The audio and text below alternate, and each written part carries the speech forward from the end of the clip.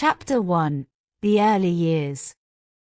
In the heart of the vast American wilderness, amidst the rolling plains and towering forests, there existed a small but resilient tribe known as the Lakota. It was within this tribe that I, Wíyaka, took my first breaths and began my journey through life.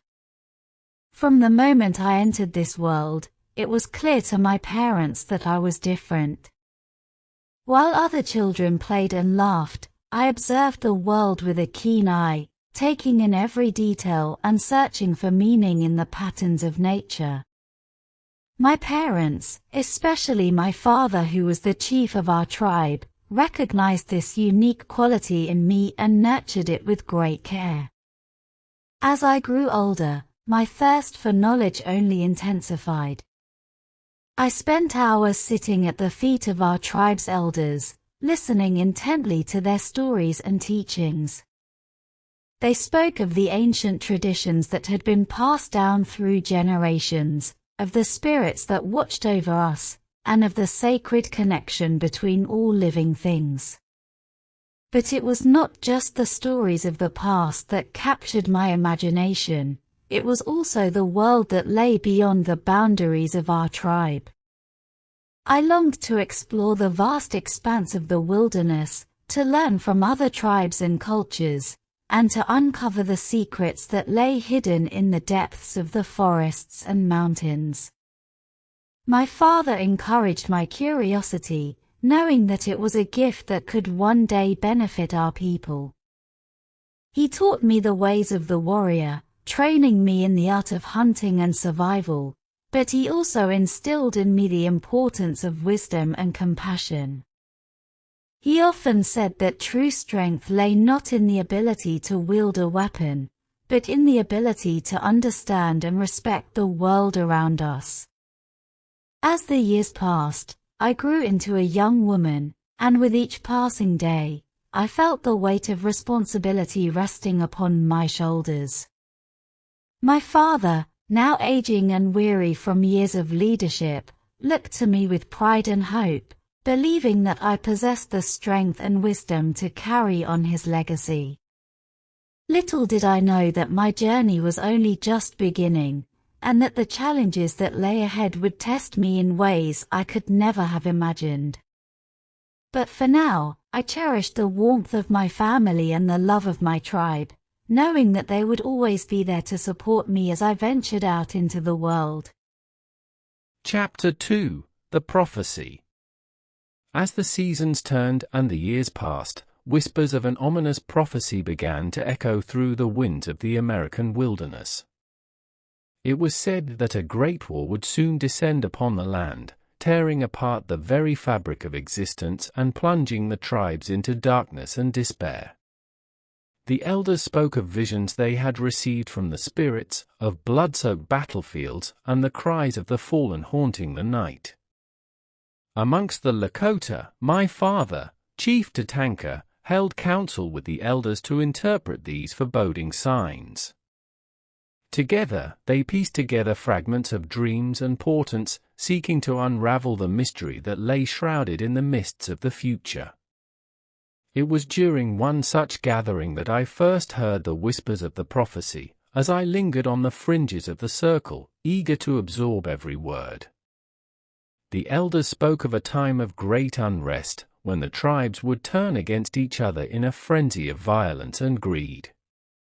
They spoke of ancient grudges and simmering tensions that threatened to boil over, consuming all in their path.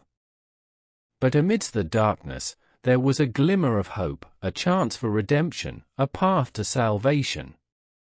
It was then that my father revealed to me the true significance of the prophecy.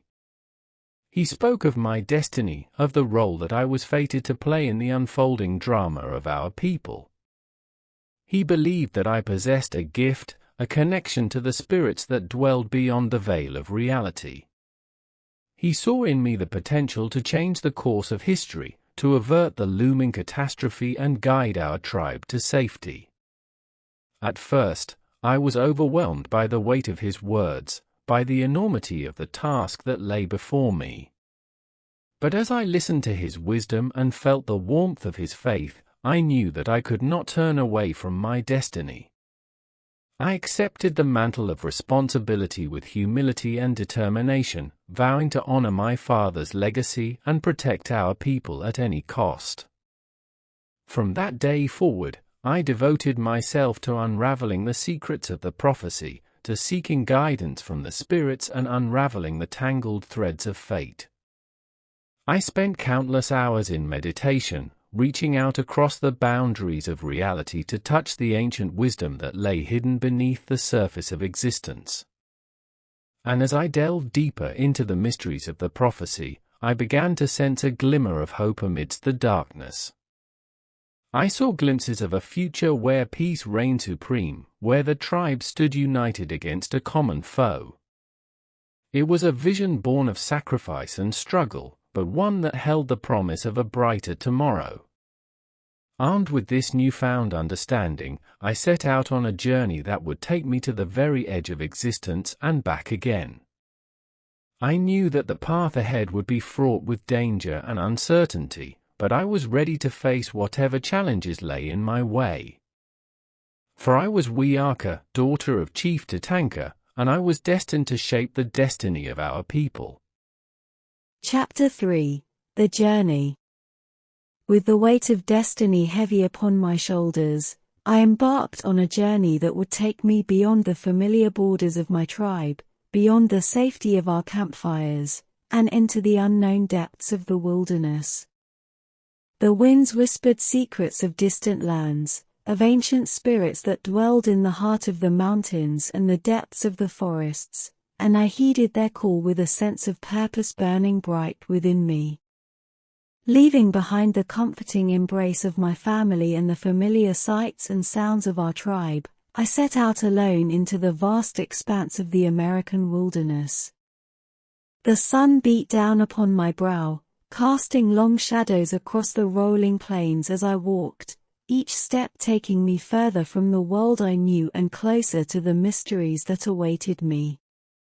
For days and nights, I journeyed through untamed landscapes, my senses keen and my heart open to the whispers of the spirits that surrounded me. I drank from icy streams and feasted on the bounty of the land, finding sustenance in the rhythms of nature and strength in the solitude of my own thoughts. As I traveled, I encountered many challenges and obstacles that tested my resolve.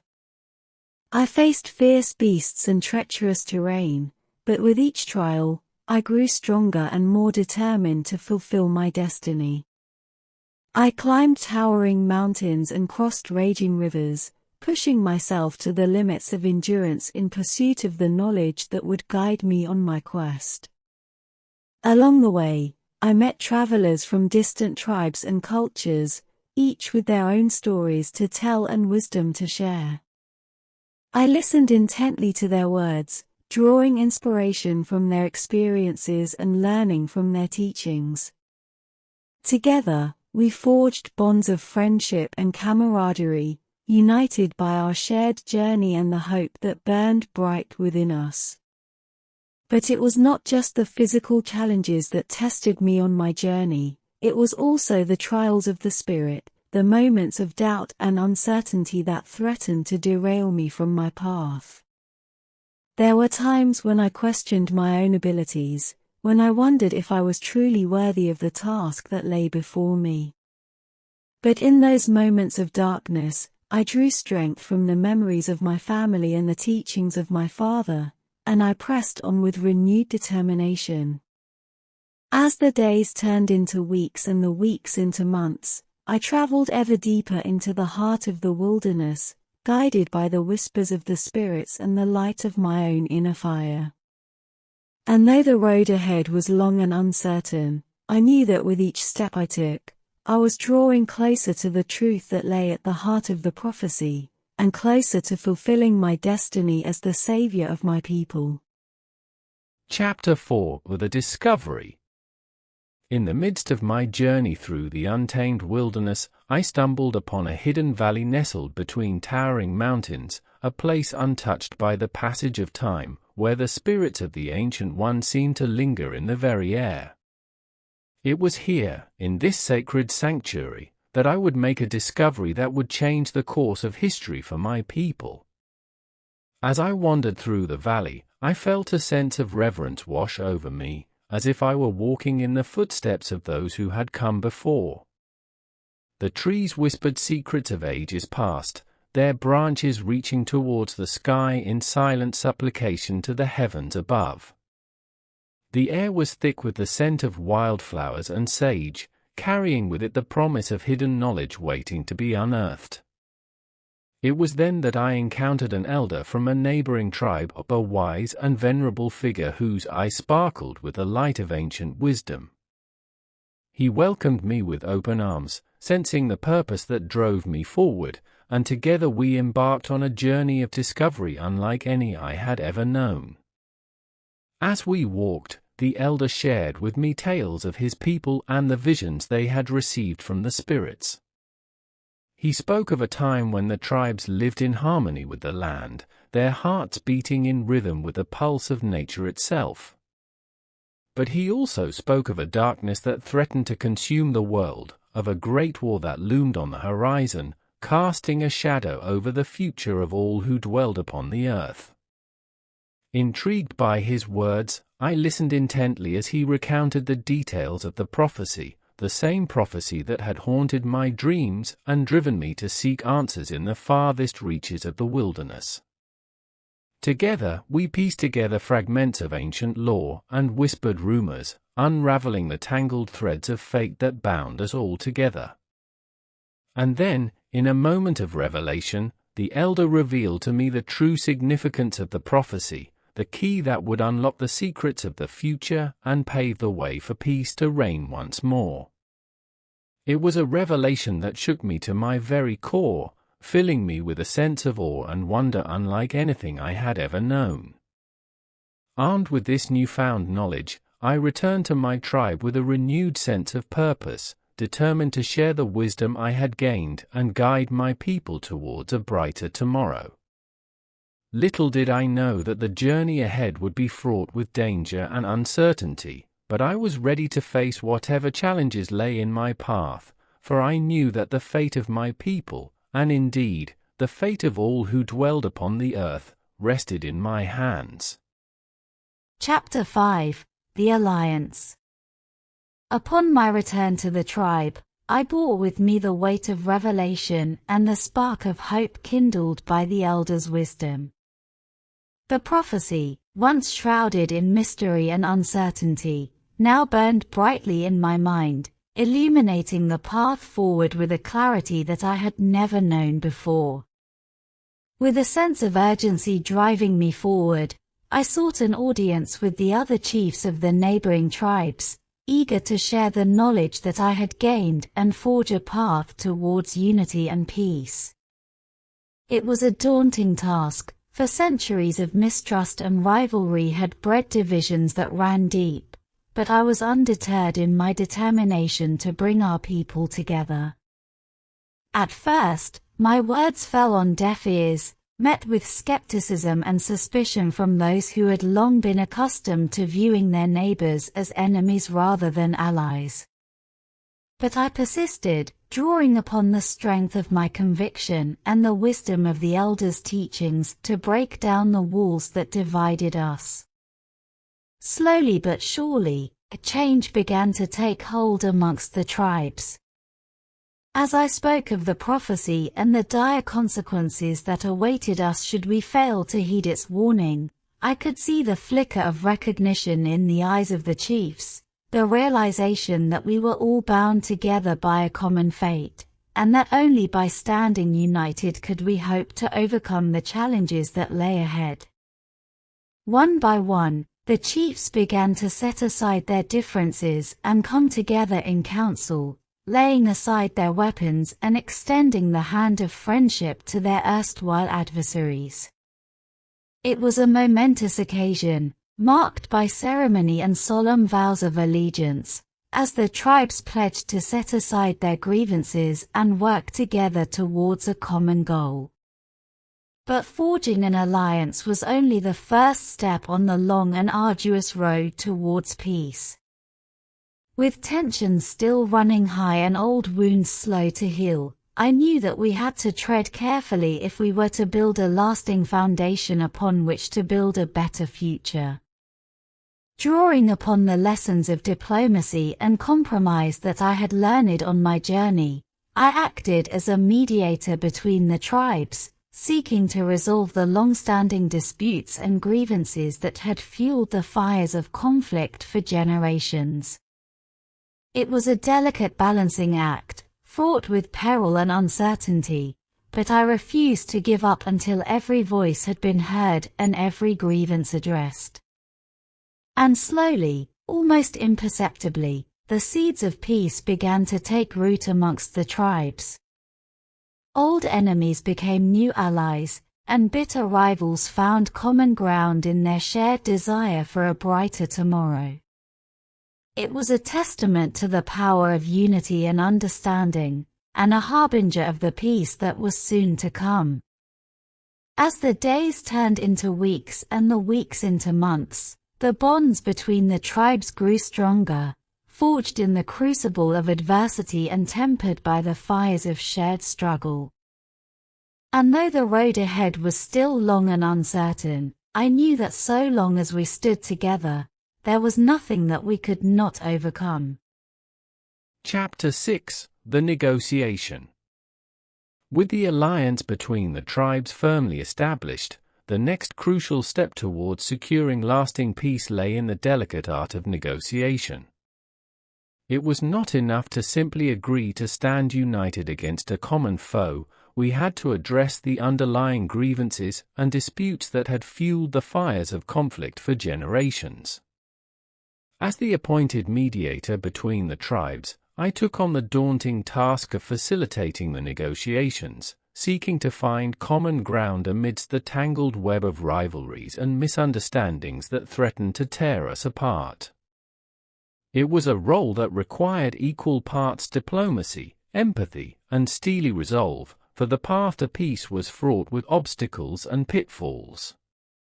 Gathering the chiefs of the various tribes together in council, I began the painstaking process of laying out the terms of a peace accord, a document that would serve as the foundation upon which to build a new era of harmony and cooperation amongst our people.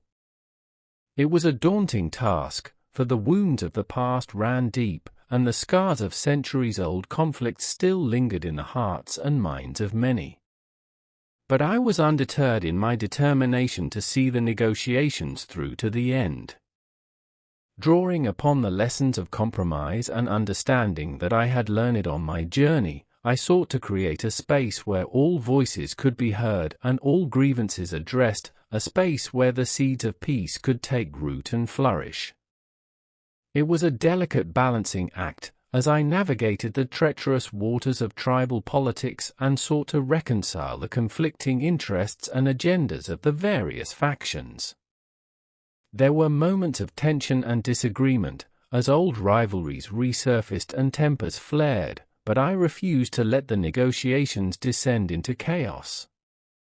With patience and perseverance, I guided the chiefs towards a series of compromises and concessions, seeking to find solutions that would satisfy the needs and concerns of all parties involved.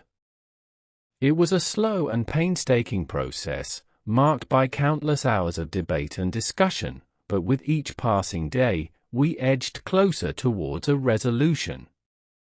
And then, finally, after weeks of negotiation and compromise, we reached an agreement, a peace accord that would bring an end to centuries of conflict and lay the groundwork for a new era of cooperation and understanding amongst the tribes. It was a momentous occasion, marked by ceremony and celebration, as the chiefs put aside their differences and pledged to uphold the terms of the accord for generations to come. But even as we celebrated this hard-won victory, I knew that the true test lay in the days and weeks that lay ahead. For the peace we had forged was fragile and delicate, and it would require constant vigilance and dedication to ensure that it endured in the face of the challenges that awaited us. And so, with a sense of hope and determination burning bright within me, I prepared to face the future, knowing that so long as we stood united, there was nothing that we could not overcome. Chapter 7: The Legacy. As the negotiations drew to a close and the peace accord was signed, a sense of quiet anticipation settled over the land. The tribes, once divided by centuries of conflict and rivalry, now stood united in a bond forged by the fires of adversity and tempered by the light of understanding. It was a moment of triumph, a victory won through perseverance and sacrifice, and I knew that the true test lay in the days and weeks that lay ahead. With the peace accord in place, I turned my attention towards solidifying the fragile bonds of unity that had been forged amongst the tribes. Drawing upon the wisdom of the elders and the teachings of my father, I sought to instill within our people a sense of shared purpose and common destiny, a vision of a future where all could thrive in harmony with one another and with the land that sustained us. Together with the other chiefs, I worked tirelessly to implement the terms of the accord, establishing councils and committees tasked with overseeing the various aspects of tribal governance and ensuring that the rights and interests of all were upheld. It was a daunting task, fraught with challenges and obstacles, but I refused to let doubt or uncertainty deter me from my mission. As the months passed and the seasons turned, I watched with pride as the seeds of peace took root and flourished amongst our people. No longer bound by the shackles of fear and mistrust, we began to work together towards a common goal, pooling our resources and knowledge to build a brighter future for ourselves and for generations yet to come. But even as we celebrated our hard-won victory, I knew that the road ahead would not be without its challenges. Old wounds still lingered, and the specter of conflict loomed ever present on the horizon, threatening to undo all that we had achieved. And so, I remained ever vigilant, ready to face whatever trials and tribulations lay in our path with courage and determination. As the years passed and the legacy of our peace endured, I watched with a sense of quiet satisfaction as our tribes grew and prospered, bound together by the bonds of friendship and brotherhood that we had forged through hardship and sacrifice. And though I knew that my own time upon this earth was drawing to a close, I took comfort in the knowledge that the seeds of peace that we had planted would continue to bear fruit for generations to come. For I was Wíyaka, daughter of Chief Tatanka, and though my journey had been long and arduous, I knew that the true measure of my legacy lay not in the battles I had won or the challenges I had overcome, but in the hearts and minds of those who would follow in my footsteps. And as I gazed out upon the land that we had saved, I knew that our future was bright indeed, for we had proven that even in the darkest of times, there was always hope. Chapter 8: The Moral of the Story. As the dust settled and peace reigned over the land, the tribes of the American wilderness found themselves at a crossroads, their destinies intertwined in a delicate dance of unity and understanding. It was a moment of reflection, a time to ponder the lessons learned and the wisdom gained through the trials and tribulations that had brought them to this point. For in the end, it was not the strength of arms or the cunning of strategy that had saved the tribes from destruction, but rather the power of empathy, compassion, and the willingness to seek common ground in the face of adversity. Through perseverance and sacrifice, they had forged a path towards peace, proving that even the most bitter of enemies could find redemption if they were willing to open their hearts to the possibility of reconciliation. And so, as the generations passed and the memory of the war faded into legend, the tribes of the American wilderness held fast to the lessons learned from their shared history. They taught their children to cherish the bonds of brotherhood and sisterhood that bound them together, to respect the land and all its creatures, and to never forget the importance of empathy and understanding in the pursuit of peace. for they knew that the true legacy of their journey lay not in the treaties signed or the battles won, but in the values and principles that they had upheld in the face of adversity.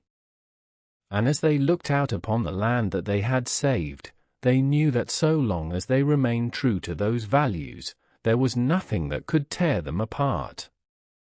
And so, dear reader, let us take heed of the moral of this story, that even in the darkest of times, there is always hope. That through empathy, compassion, and the willingness to seek common ground, we can overcome even the greatest of obstacles and build a better future for ourselves and for generations yet to come.